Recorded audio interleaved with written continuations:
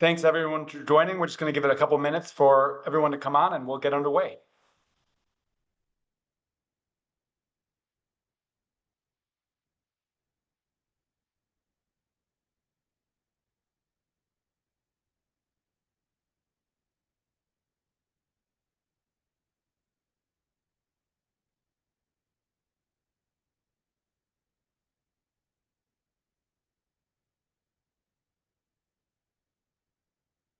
Well, thanks everyone for joining and welcome to this edition of our speaker series. These are public conversations meant to lift up priorities, key issues, and opportunities facing California, and to really bring you leaders from across the state that are driving on these issues. Delivering climate change projects is the issue of today. And we're excited to jump in with some real remarkable experts across our state government. But before I do, for those who are new to this, I want to share with you a couple of different ways that we work to make this as interactive and as informative as possible. First, there's the chat function on your screen that, of course, you're accustomed to at this point using Zoom. My colleague Geeta Chandra, who is responsible for organizing these discussions, is staffing that chat function. So as we introduce our panelists today and talk about different topics, she'll populate the chat with a lot of links and background information. The copy of that chat will actually be available later on. So that's just beneficial to keep in mind. We also have a Q&A button at the bottom of the screen. And at any point during our discussion, if you have a question or an observation, let us know through that Q&A button. Sometimes we'll be able to respond directly to you via the keyboard. And when we respond, both the question and the response become public. And sometimes the questions are great for me to lob into our panelists or bring into a group discussion. We'll also be recording the session, so come tomorrow, you can go on our agency website and just Google Secretary Speaker Series, and you'll get a recording of this discussion, as well as a copy of all that information provided in the chat. I'm not sure I introduced myself at the top of our discussion, so in case you haven't joined before, my name is Wade Crowfoot, and I lead our Natural Resources Agency, and these conversations are one of the most fun aspects of my job. So before we get underway, I just want to wish everybody a happy Asian American and Pacific Islander Heritage Month. Across our agency, we're proud to celebrate the distinct cultures that make us American. And in May, we celebrate the heritage of our Asian American and Pacific Islander Californians. And so we have all sorts of events, both virtual and in person, that you can participate in. And Geeta will put in a link to those events in the chat function, and we hope that you can join us if you're interested. So let's jump into our conversation. Normally, I come to you from 20 floors up in a Sacramento building. Today, I'm in San Francisco. I just had a conversation with environmental leaders that are pushing back on some of the attacks from Washington, D.C. And last night, I spent time with Panama's environment minister, who's doing remarkable things to protect and restore nature in that country.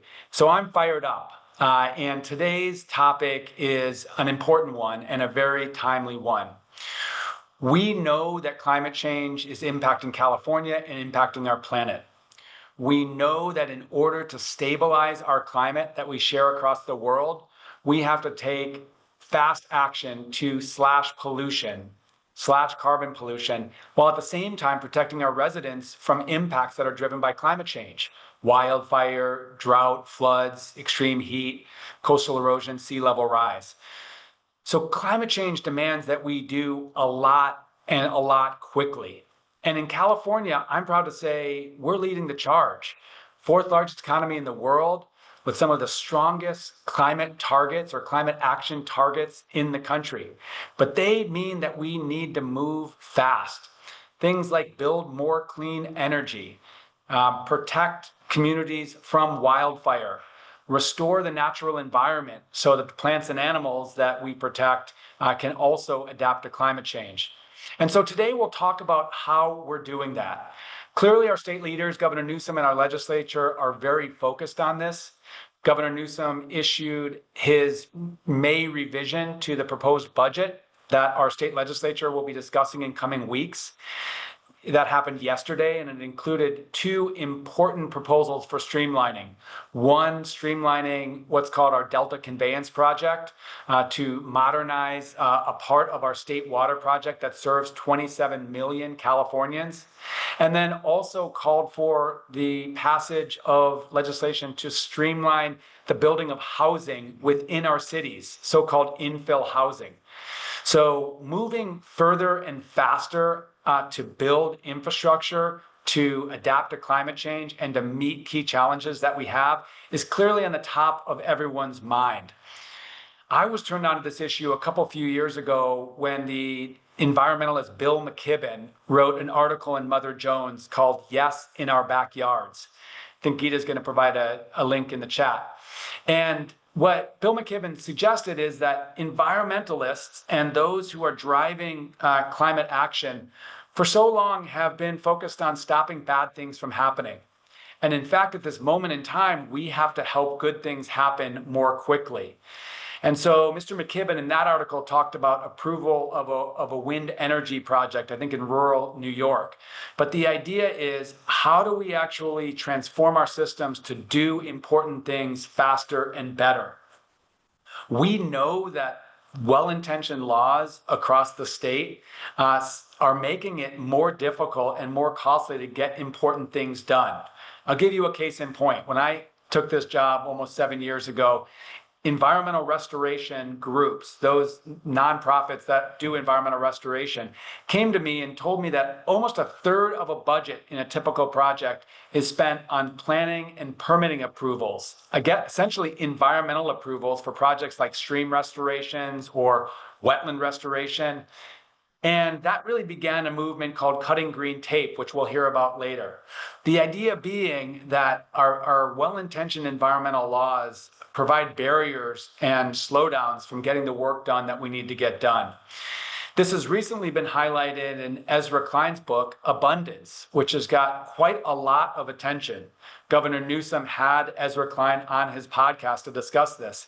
And the idea being that the challenge is not a lack of resources, but self-imposed scarcity, whether it's housing or clean energy or other key goals as a result of barriers to building and innovation that we've had in place. So I think really the moment right now is focused on how do we move faster and how do we get the work done in a better way on all of these priorities. I want to share that Governor Newsom has been really focused on this. I can say this as a member of his cabinet. And we, as a result, across government, have been very focused on doing just this. I want to share with you a website that we launched recently called Build California. And the idea is this is one website that identifies all of the infrastructure being built across California. Clean energy, better transportation, broadband, environmental protection and restoration, obviously focused on jobs. Turns out that there is $180 billion being invested in California infrastructure in our future. And it's a fact that's actually lost on a lot of people, even those in government. So build.ca.gov is all about identifying where these projects are happening and, importantly, how we're getting them to happen faster. And it's exciting that there is a map that anyone can, including you, can access, where you can find out about certain projects, highlighted projects. For example, fuel breaks to protect communities from wildfire. I'm just doing this randomly. Expanding the water supply in the community of Paso Robles, which is a drought resilience measure. Or let's go to the southeast of the state, solar and energy storage in Riverside County. We really want to identify and hold ourselves accountable for where are these investments being made and what are we doing to help them happen faster and better. So included in build.ca.gov, this website is a long list of projects as well. And I'll tell you that we've also formed an infrastructure strike team through the governor's office that involves all of our cabinet in each of these areas. So I and my colleagues focus on environmental restoration and water and energy, while my transportation colleague focuses on transportation, et cetera. So you get a sense that we're really organizing ourselves to be to move faster and better on these projects, and then hold ourselves accountable. So let's jump in. We're going to talk about three distinct areas: clean energy, wildfire protection, and environmental restoration. And we're going to start with clean energy. I have in the background behind me a photo of our Conservation Corps members, State Department within our agency, putting up solar energy. And we know to meet California's state law of 100% clean energy in the next 20 years, we have to move very fast to bring more clean energy online.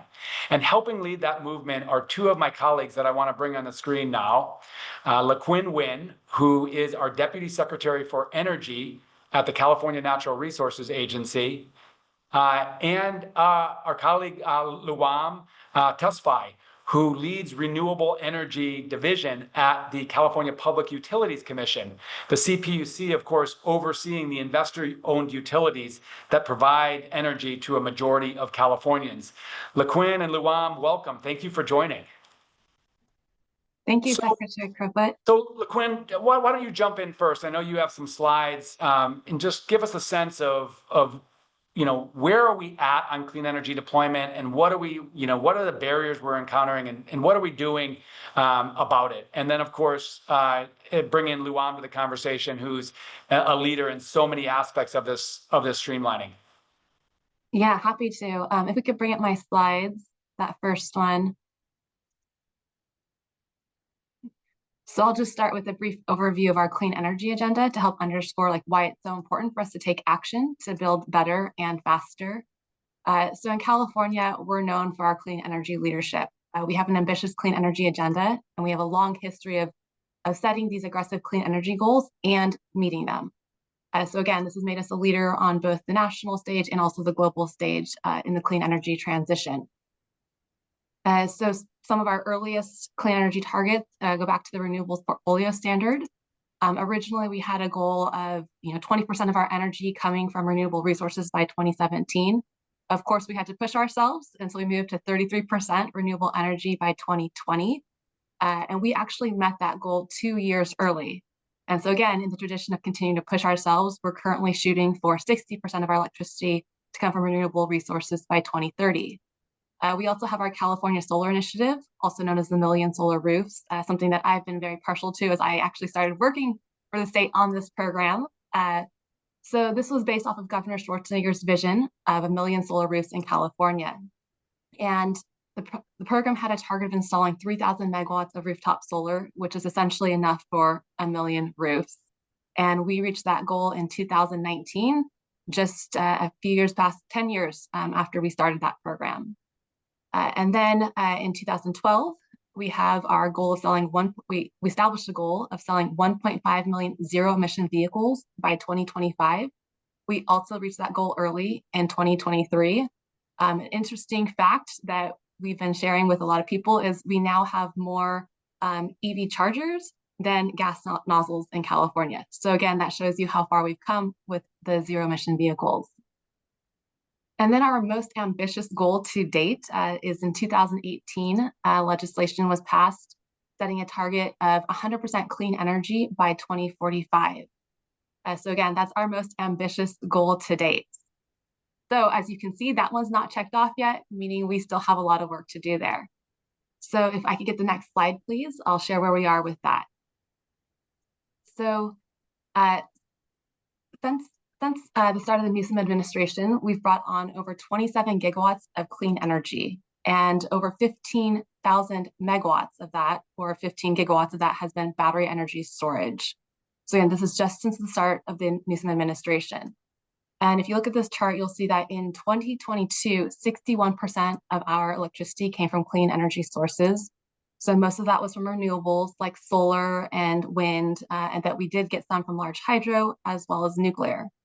And if you look at where our interim target is 90% by 2035, you'll see we still have a ways to go, and then 100% by 2045. And so while we are making great progress and have been able to meet and exceed many of our clean energy targets years ahead of schedule, meeting this 100% goal is not going to be easy. We've done a lot of those easier, well, what some people term easier projects. We've made a lot of those, again, low-hanging fruit changes in terms of trying to reach these goals.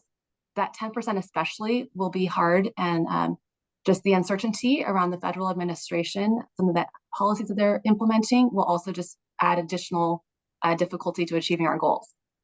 So we need to build more clean energy faster, especially as we're considering the expanded energy system to accommodate the electrification and decarbonization measures and goals that we have. And then when you also layer in trying to maintain a reliable, resilient, and affordable grid, that also adds challenges to what we're trying to achieve. So again, what we do know is we need to continue to build and at an unprecedented rate. And so we're really focused on continuing to drive that progress. And this really means addressing the key barriers to building better and faster. So on my next slide, I've listed out some of the major challenges that we've heard from developers. So they've shared with us that long permitting timelines from having to meet local, state, and federal requirements, as well as the lengthy environmental reviews, and also staffing capacity or turnover at some of these agencies, and community opposition has really been a barrier for them in terms of permitting timelines. They've also identified transmission development as an issue for them.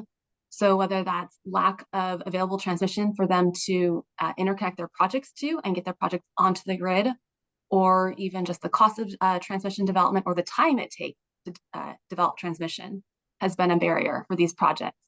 And then also interconnection. So the amount of time it may take for them to connect their project to the grid has also posed a challenge to a lot of these developers. So again, taking that to heart, we have many state agencies working together to address these things. So here on the slide, I've listed the streamlining efforts that we have underway. We have our AB 205 opt-in program. We're doing transmission planning and permitting improvements, as well as energization timelines. And then we also have our Tracking Energy Development Task Force. So I'll just provide a little bit more information on the AB 205 opt-in program and what we're doing there. So this is actually a really cool thing that we're doing in California, and very much focused on streamlining the permitting process. So it's intended to provide timeline certainty and a one-stop shop for projects while ensuring prevailing wages, community benefit agreements, and net economic benefits to local government. This is being implemented by the California Energy Commission, who has deep expertise in permitting. And so again, applicants and local governments they're getting the benefit of having the expertise of the Energy Commission support this work. Already, we have 6,000 megawatts of projects that have applied to this program, and we have another 12,000 megawatts of projects that have expressed interest in applying to this program. Again, what they're getting from this is timeline certainty in the permitting process, as well as a one-stop shop for permitting. So not having to go to multiple entities to get permits, but again, just trying to go to the Energy Commission for their main permit. So that was my quick run through of some of the challenges and streamlining efforts we're doing. And then now I'll turn it over to my colleague Luam to cover the other actions that we're taking. Thanks, LaQuinn. And I have a couple of slides as well, but just wanted to first thank Secretary Crowfoot for including me in today's presentation today, and just in general, including the Public Utilities Commission. And I was so thrilled to be presenting with LaQuinn. LaQuinn and I have worked together over the last more than 10 years in our various roles. And so getting to serve on a panel with her is always an honor. So as my slides are getting pulled up, the themes that you'll be hearing are all along that area of cutting the green tape. So what I wanted to start with on this slide is really talking about going into more detail on some of the progress that LaQuinn was talking about, as well as talking about how we're doing it. So this slide here shows all of the new resources that are coming onto the system. And so what you can see here is that we've had over 18,500 megawatts of new resources that were added just between 2020 and 2024. within the California Public Utilities Commission's jurisdiction. If we're looking beyond our jurisdiction to include entities like the publicly owned utilities, over 25,000 megawatts of new resources online in that time period. And so what we're seeing is that upward slope on this chart is that we're really accelerating the number of new resources that we're bringing onto the system. And the way that we do that is through our integrated resources planning process at the Public Utilities Commission. And that is done in very close coordination with the Energy Commission, who leads the state's creation of the demand forecast, which feeds into the Public Utilities Commission's work. And then the work in the integrated resources planning process at the PUC feeds in to the work at the California Independent System Operator that's doing the transmission planning and making sure that we have all of the electrical line infrastructure to bring these resources to where the customers live. And the way that we've been able to really enhance this work is through a memorandum of understanding that was revamped between the three agencies back in 2022 to really tighten all of the linkages in the work that we do. And one of the most important parts of that, under the auspices of cutting the green tape, is that stakeholders who are very invested in this work know exactly what the data inputs are going into the work of the three agencies. They know which venues to go to in order to provide the key input. And they know that all of those outcomes are going to be linked together. And so that was a very important advancement that we've been able to do. Now, honing in a bit more on the integrated resources planning work at the California Public Utilities Commission.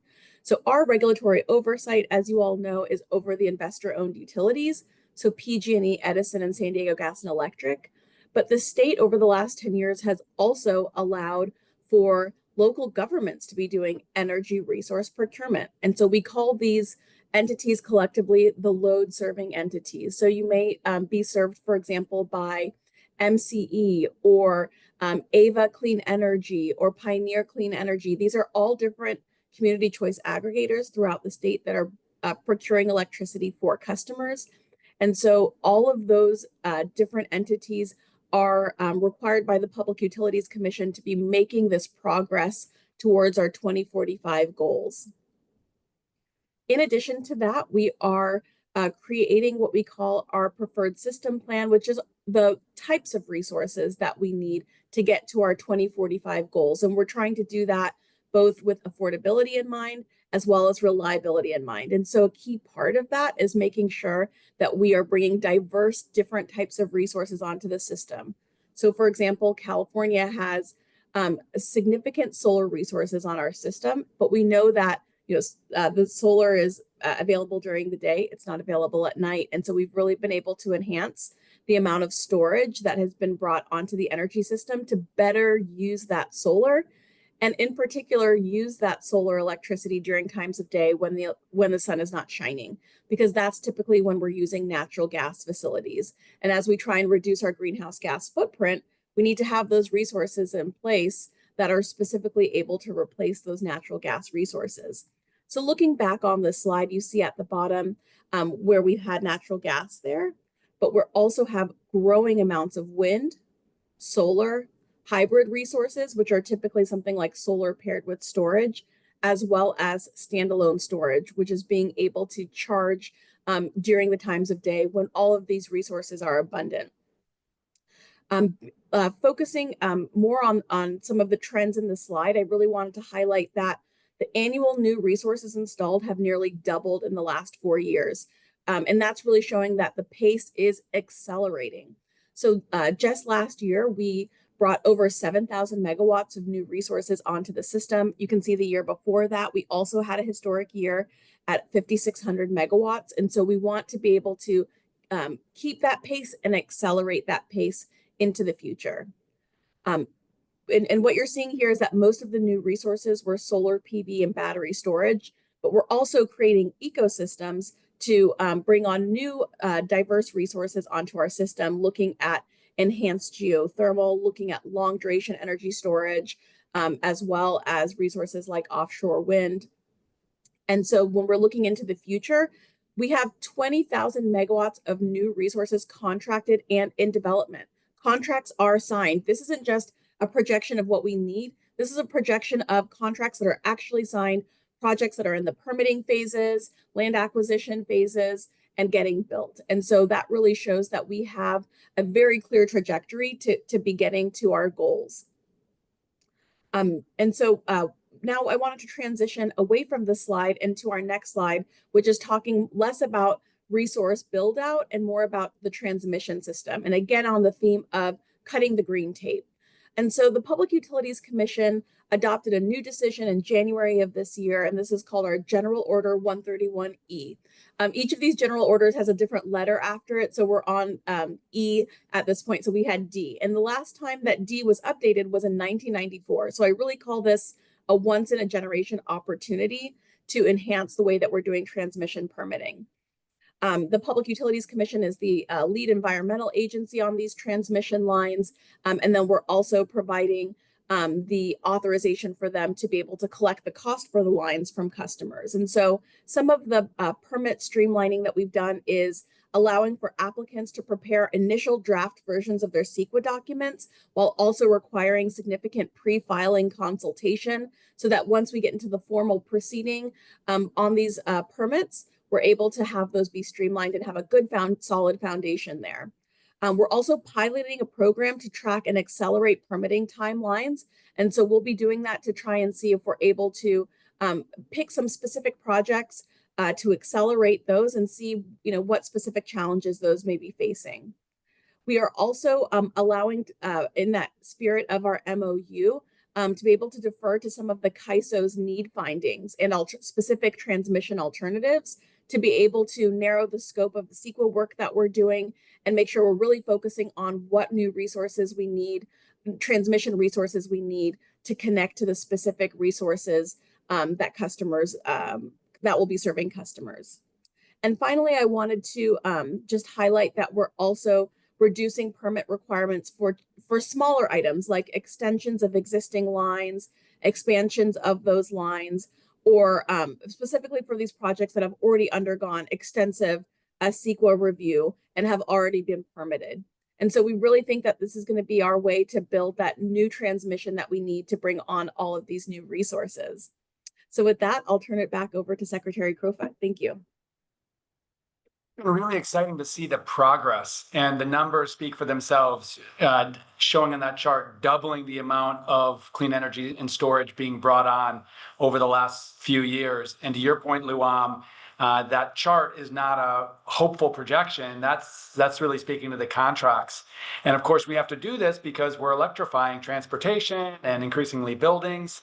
I know that extreme heat waves have been an impact for California, and I think one sign of our progress was, despite having the hottest summer, I think on average, across California over the last summer, we didn't have any energy challenges or even what are called flex alerts when we ask people to ramp down their power. So it's really a testament to bringing on more and more of this energy. So terribly complicated, the energy system. You guys have really broke it down in a pretty clear way. What I'm hearing is more coordination than ever within the state's agencies that address energy, new streamlining pathways to get projects built like this change that allows projects to come through the California Energy Commission 205. And then Luam, a lot of the work that you're doing through the TED task force, as it's called, just to make sure that the projects that are slated to come online are not stopped by inappropriate barriers, right? That's exactly right. So the TED task force is a collaboration between the Public Utilities Commission, Energy Commission, System Operator, and GoBiz. And so we've been able to roll up our sleeves and actually work hand in hand with developers to bring those resources online. So rather than just taking a passive approach and ordering people to do things, we're helping them and really standing with them to get those projects built. It's exciting. And it's not to paper over, continued challenges that energy developers have or continued barriers that we're working to address. If you are joining today, gosh, we have almost 300 people joining. If you're joining and have a specific recommendation for Luam and LaQuinn and our energy team, why don't you put it in the Q&A function right now? And as we transition to the next topic, they can look at those. So thank you both, and thank you for the work that you're all doing. Next topic I want to discuss is wildfire safety and wildfire resilience landscape health. And I want to bring on my colleague, Lisa-Leen Mager, who's our Deputy Secretary for all things wildfire resilience at our agency, the Natural Resources Agency, and Angie Avery, who leads the Sierra Nevada Conservancy, one of 10 state conservancies, also part of our agency, that's driving projects across the Sierra Cascade region, which is tens of millions of acres of land across California. Lisa, Angie, welcome. We're not going to spend much time talking about the threat, which is catastrophic wildfire, but we know that hotter, drier weather means worsening conditions. We also know that a century of an approach that really tried to exclude fire and exclude management off our landscapes means that our landscapes, our forests have more vegetation to burn. So we're sort of in this perfect storm of threat. And we've done a lot to address that. We've doubled the size of CAL FIRE, its budget over the last several years. CAL FIRE is the world's most sophisticated wildland firefighting force. I can say that with confidence.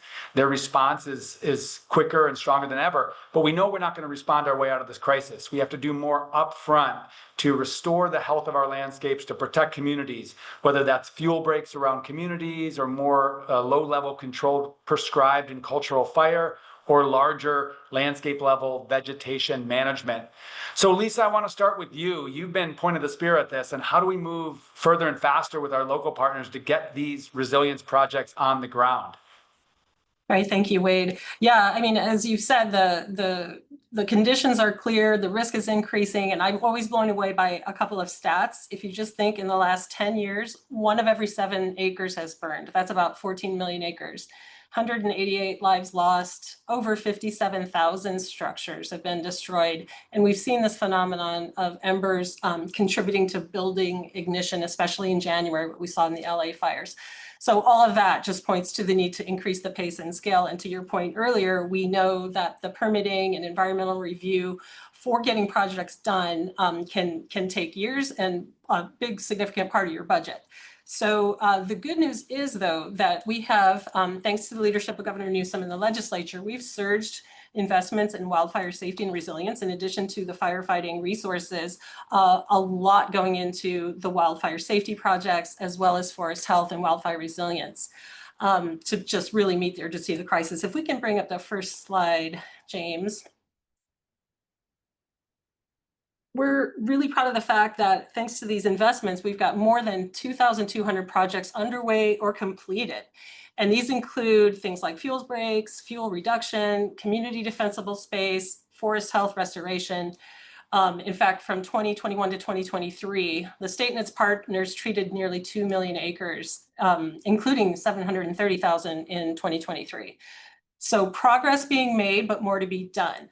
But what we're seeing here is a cool tool that we're really proud that our Forest and Wildfire Task Force was able to roll out in sort of a version 2.0 last fall. And it really shows exactly the locations where these investments are manifesting in projects on the ground. I think this is a really important way for people to see what's happening with these investments, where treatments are taking place, so they can plan additional treatments and also know where firefighters might be able to take a stand if they know there's a fuel break there. So in this case, it might be hard to see, but the purple, there are many different views, but if you want to view by sort of treatment activity, you can see in the purple, that's mechanical and hand fuels treatment. The red is prescribed fire, yellow, targeted grazing, et cetera. And you can also sort by the entity that did the work and the locations around the state. So important to kind of note that progress. But I would say, our journey to get more done faster really started back in 2019. One of the very first executive actions that the governor took when he assumed office was to declare a state of emergency in response to the wildfires we had seen in 2018, 2019. So that order fast-tracked 33 priority fuels reductions implemented by CAL FIRE to protect 200 vulnerable communities. We can go to the next slide. Thanks. Yeah, and then, the next kind of big move in that streamlining effort came in 2020 when the Board of Forestry took the step of establishing the California Vegetation Treatment Program, or CAL-VTP. really designed to enable rapid environmental review for, more large and complex wildfire risk reduction treatments. Is a programmatic EIR that covered 20 million acres of some of our most fire-prone lands on the wildland-urban interface, and it's, essentially allowing projects to navigate that whole process and be approved in months rather than years. So to date, we've got over 3 million acres of treatments have been authorized through this streamlining tool that cover over 500,000 acres of land. If we can bring up the next slide. This is just an example of a really cool project that's a product of that streamlining. This one is the Yuba Roadside Fuels Reduction Project. Just demonstrates a lot of work that's protecting important corridors there. Now, in the wake of the LA fires in January, the governor proclaimed a state of emergency back on March 1st to allow for further fast tracking to meet, this urgent situation and get more projects done. The state of emergency proclamation essentially allows the Secretary for CNRA and Cal EPA to authorize suspensions of statutes and regs such as CEQA and the Coastal Act in order to fast track. We go to the next slide. We moved very quickly to put together kind of a one-stop shop for folks who have projects that they'd like to avail themselves of this streamlining. So what we've created here, and you can see the link, is an online submission form and a raft of information to help folks navigate this process. We worked really diligently with partners across both of our agencies to put together an environmental protection plan with BMPs and and mitigations for folks to comply with while they're doing these projects. So we're getting the work done faster, but we know we're protecting our important cultural and natural and biological resources. So pleased to see that there are dozens of projects in the pipeline for approval now. We've committed to processing these requests within 30 days. So we feel like we are moving quickly to respond to this, and the interest is high. We're getting a lot of contact from folks that are interested in this process. They can navigate through this website and get their projects submitted. And in the coming days, we're going to be adding a viewer so you can actually see where the projects are that have been approved, their status, information about them. Again, part of that, real kind of transparency and accountability to the public so they can see how we are moving forward with these projects. So I think I would leave it there, Wade, and pass it over to Angie for perspective from a conservancy. Yeah, thanks, Lisa. Angie, what's happening across millions of acres in the Sierra Nevada and the Cascade? How are you guys turning this imperative that our state leaders are driving faster and better into projects on the ground? It's a great question, and I think you did an amazing job of outlining sort of the increase in risks that the state of California is facing. It's no different in the region that we serve. I think there are a handful of ways that SNC just operates generally that allow us to move quickly, and then there's some new ideas that come from the fact that we're a small regional conservancy that I'll touch on briefly. I think that I'll start by saying that the SNC secret sauce really is the partnerships that we have developed, both in region and in the state of California with the state agencies. We work really closely with local agencies, federal partners, tribal governments, nonprofits, and collaboratives throughout our region to sort of to be really effective and efficient at accelerating the pace and scale of work.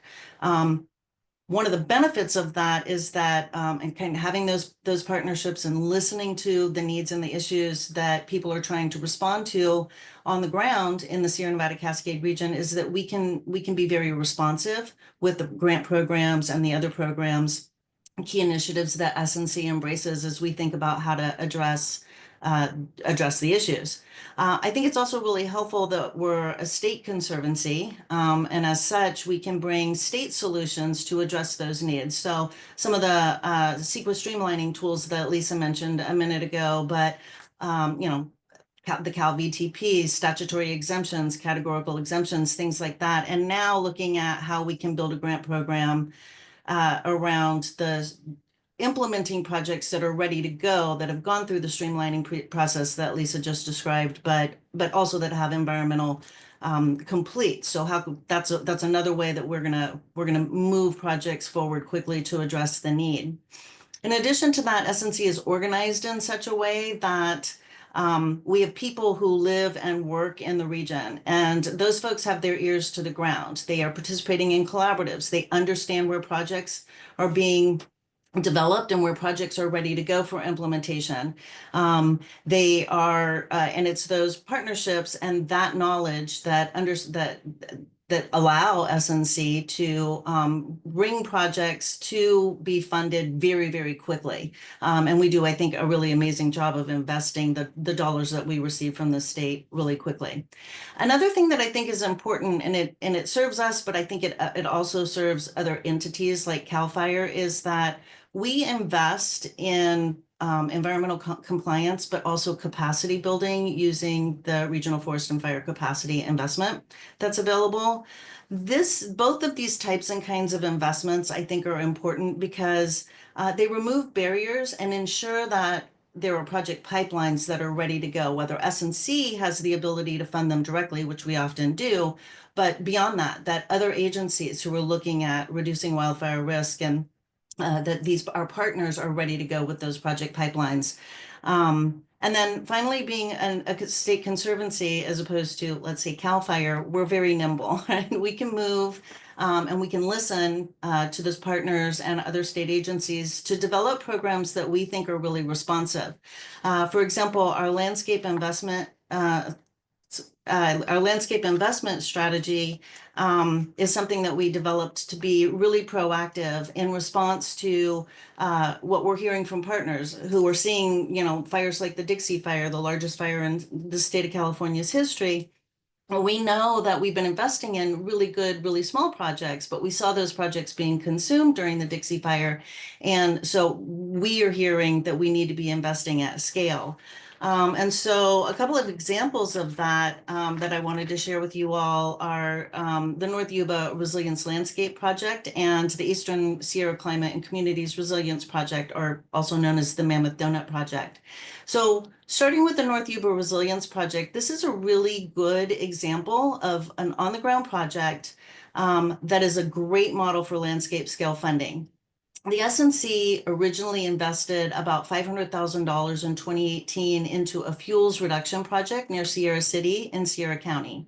That work was instrumental in bringing together a partnership between the county, the Forest Service, the Yuba Water Agency, and local and regional nonprofits. And it sparked the creation of the North Yuba Forest Partnership. In 2020, we gave one of the partners of the North Yuba Forest Partnership, the South Yuba River Citizens League, a small grant, $200,000 to complete fuels reduction planning across 275,000 acres. And that plan has resulted in the partnership receiving significant investment, both from the Yuba Water Agency, which ultimately ended up helping to support the launch of the first Forest Resilience Bond, but also, I think, supported investment from federal partners because the project was selected as a wildfire crisis strategy landscape and received about $160 million in federal funding to implement work. So I think this project is a great example of how partners are thinking differently and how small investments to support their big scale thinking is a place where a nimble conservancy can play an important role and get work happening really quickly. The next slide is just an image of the Mammoth Donut Project. This isn't the actual project, it's Mammoth. It's the town of Mammoth here. Another example of a landscape scale multi-year strategy to conduct fuels reduction treatments around the town of Mammoth. I think everybody knows that Mammoth is a really popular outdoor recreation destination in all seasons. And this project was designed both to reduce the vulnerability of this mountain town, but also to ensure the safe and effective opportunities for fire management while promoting community fire resilience just generally. Another collaboratively, oh, go ahead. Sorry, I want to make sure we get to our final speaker. So Okay. obviously a raft of really good examples. And thank you for that. And, what we wanted to do today is provide this survey of areas that we're driving forward on. And each of these areas we invite you to go deeper on. Geeta's providing links. And then maybe we even do a deeper dive in energy and wildfire. And the next one, environmental restoration. So big thanks, Lisa and Angie. I want to turn to our last duo of leaders, Chuck Bonham, who directs California's department that's charged with protecting and restoring nature, our Department of Fish and Wildlife, and Phil Crater, who is a leader at the State Water Board. You guys are some of the original leaders on what we call cutting green tape or streamlining good projects. And so I want to turn to you, first Chuck and then Phil. Just talk about why you do the work and, importantly, what you've done over recent years. Yeah, thanks, Wade. And just to the 275 participants, get ready. We got some stories to tell. We may go a few minutes over, but stay on board because it's worth it. Hey, Wade, I'm in a philosophical mood. So, apparently at his trial for life and death, Socrates said the unexamined life is not worth living.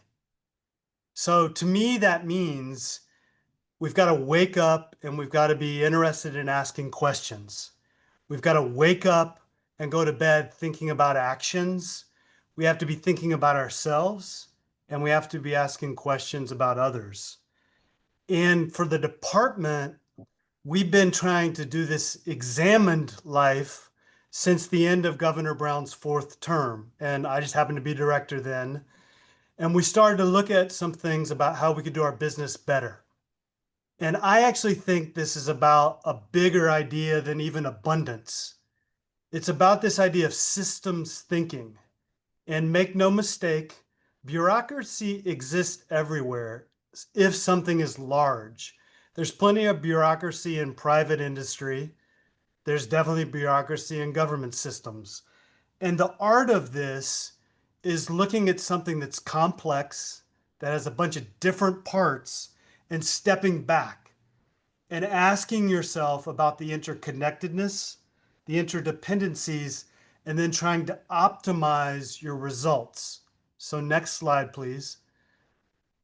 For the department, we were doing that as you came in as secretary and Governor Newsom started, and we've only done it with an accelerant since, frankly, because of your personal leadership and the governor's interest. So this slide speaks for itself, mic drop. This is a collection of all the work our department's been doing on new permitting pathways since about 2022. We've got new permit pathways. We're doing new types of approvals. We're combining approvals. So by each of the permit type over in one side, you'll see a parenthetical of how many times we've used it. You'll see an averaging processing time, which some may say 111 days. I guarantee you it was double and triple that previously. And then we're tracking estimated cost savings of all the uses of these new tools, these new optimizations. And then you've got a map that's illustrating the effect is for people in the environment across the whole state. You can go to our website, Google cutting the green tape, you'll get this map. You can hover over each polygon. Within each is a storyboard of the actual project, the benefits, the cost, the time saved. And to pick one of these examples, look, for a long time, our legislature was approving CEQA exemptions to build stadiums. But no one wanted to entertain the idea for an exemption for CEQA for restoration projects.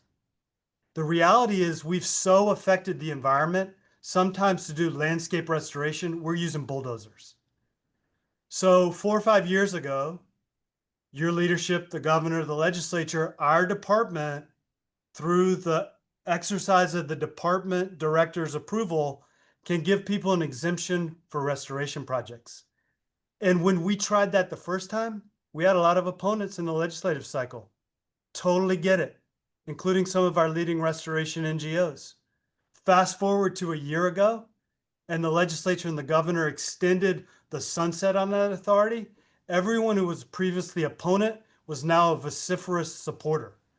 And for some of the questions in FAQ about tribal issues, part of the criteria for the department to approve this exemption is for the applicant to illustrate their consultation with local tribal governments. So next slide, please. You actually don't have to stop there. So when you're really into systems thinking, you can keep augmenting the optimization. So at the same time we've been doing permit streamlining and pathway opportunities, our department's combined it with our granting function. So what I was hearing at the end of Governor Brown's administration is you give us a restoration grant, but you make the grant implementation so hard with administration and fiscal.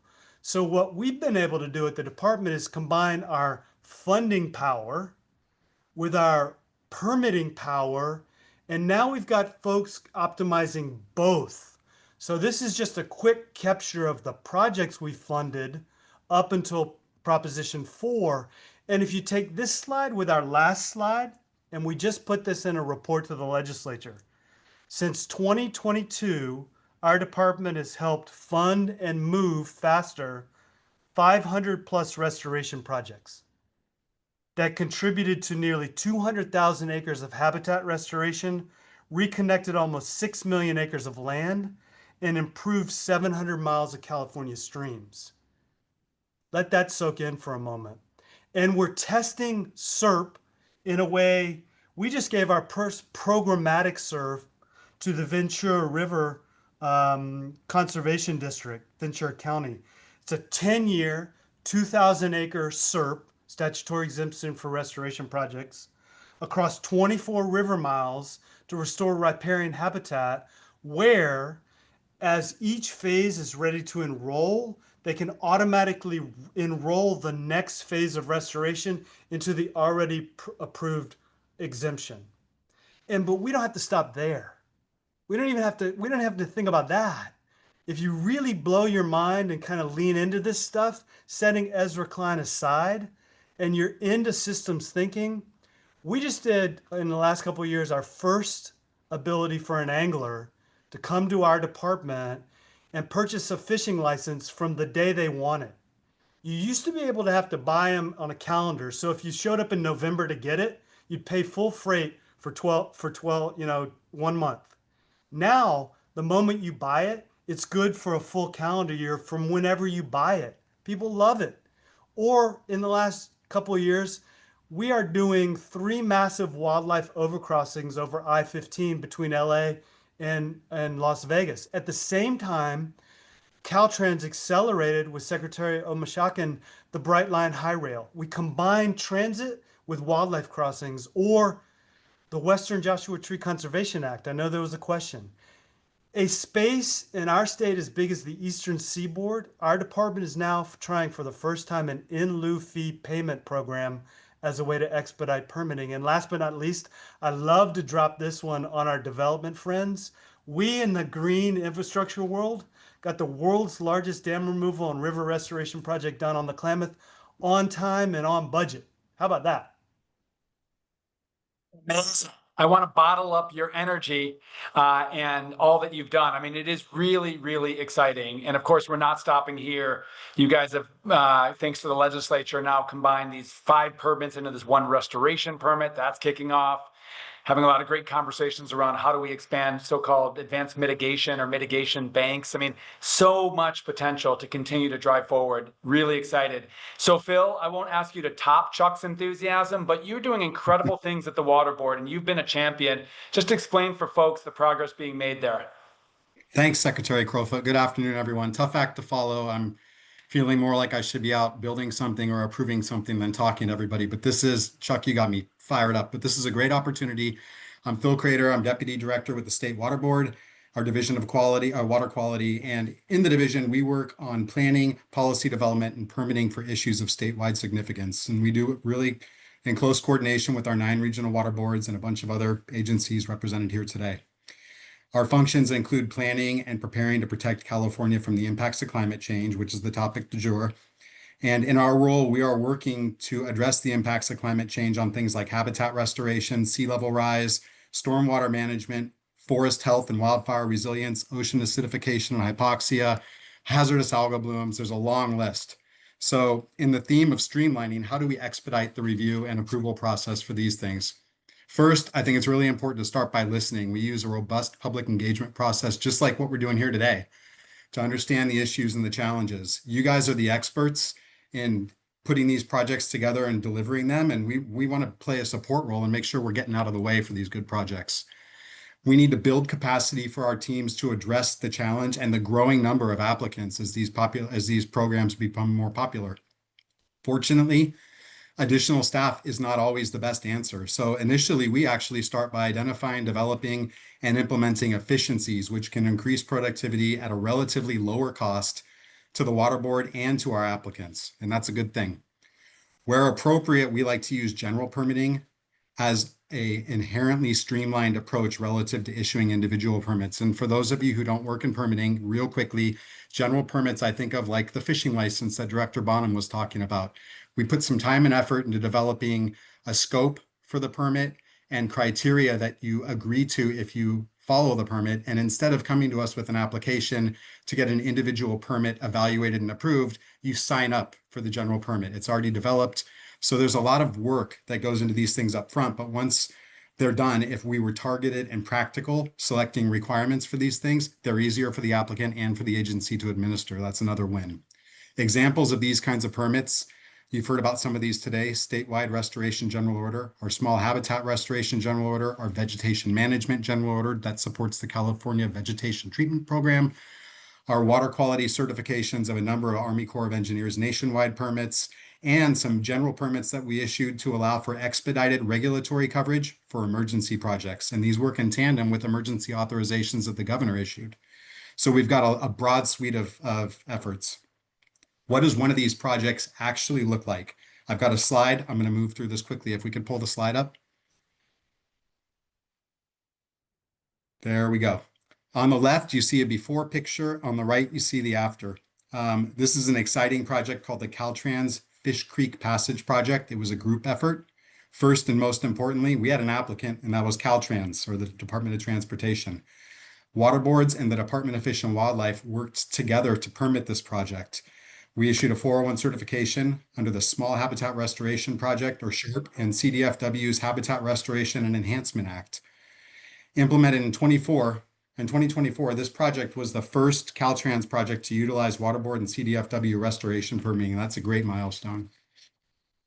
It provides passage for listed coho salmon and steelhead trout by replacing the undersized concrete box culvert that you see on the left with a 40-foot long bridge. So water moving under there is going to be more spread out. It's going to be slower velocity. It's going to allow bigger things to get through there. It's going to allow things to swim. This creek is tributary to the Eel River, and this crossing is under the Avenue of the Giants on California's historic state park property. So thanks to Caltrans for bringing this project forward and doing the excellent work, and thanks to the Department of Fish and Wildlife for being excellent partners in permitting. Over the last couple of years, we've approved dozens of good projects like this, and we have a bunch more in process.